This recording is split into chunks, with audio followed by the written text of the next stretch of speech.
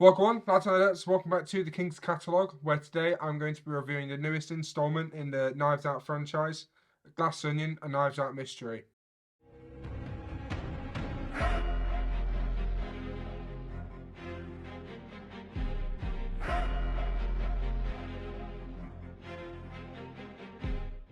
So, of course, this review is going to have spoilers, a lot of spoilers in this episode. So, if you want a spoiler-free experience, look elsewhere. Or it's only a 1 hour and a half film. It's on Netflix. Everyone has Netflix, so give it a little watch. So, Knives Out Glass Onion is the second installment in the murder mystery movie franchise, and what a film it is. Before I start, I'm going to say this now.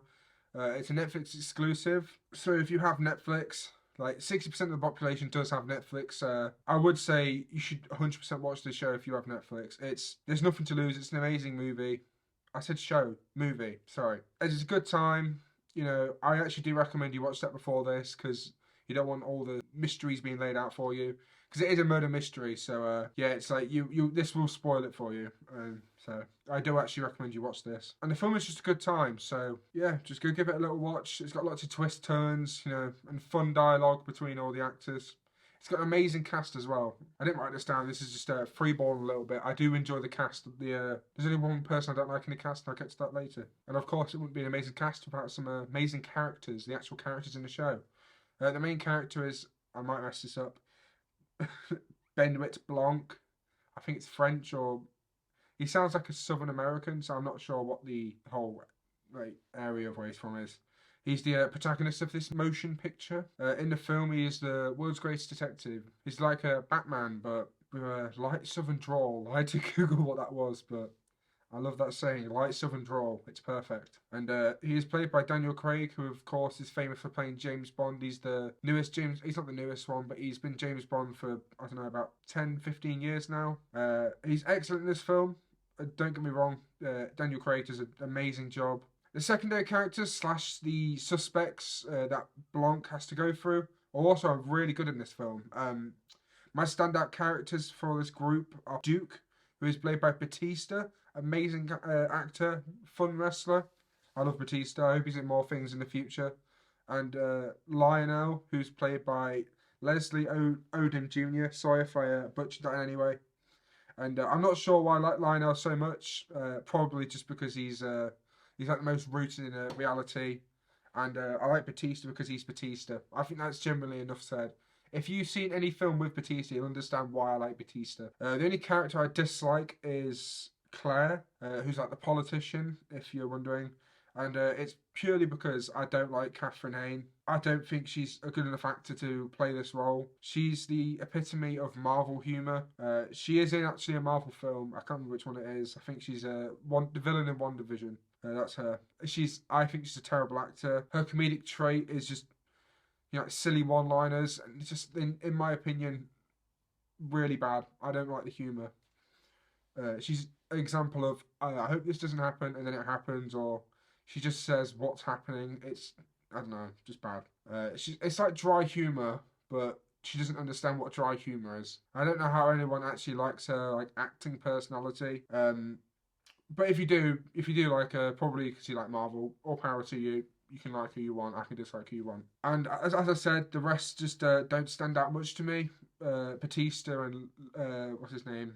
Batista and Leslie, two amazing actors. I thought they deserve. If this film gets an Oscar, I think Daniel Craig, Batista, and Leslie all deserve Oscars. If this was to get an Oscar, I don't think it will. It's not even nominated. I'm pretty sure actually. Absolutely wrong.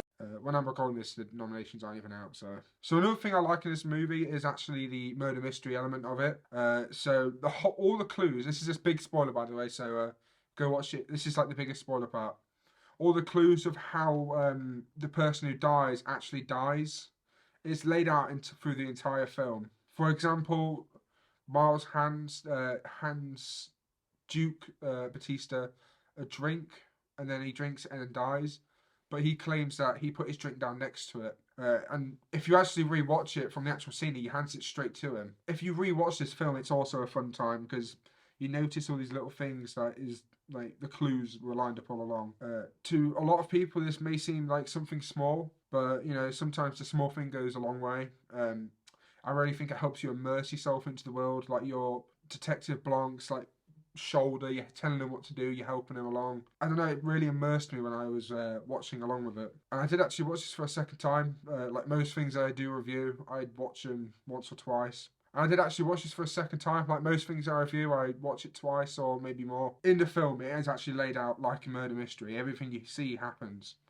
You just have to notice it. And all these, they're very small things as well. To conclude, I think this movie is brilliant. I really enjoyed it. I think if you have Netflix, you 100% have to watch it. So if you have Netflix and you're not watching it, you're missing out. It's just an amazing time.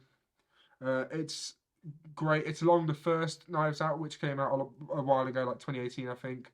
They're both on Netflix, so I do actually recommend you give them a watch. I'm going to give Glass Onion the high score of 8.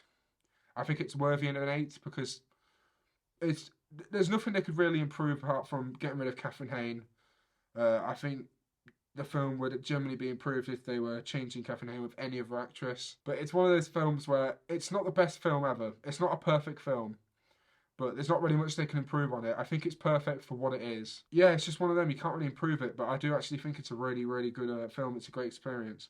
So thank you for watching today's video. If you did enjoy, like and subscribe. I really appreciate it. A simple like and a simple subscribe goes a long way. Even though it's such a small thing that takes no time for you, but it really helps out. So yeah, see ya.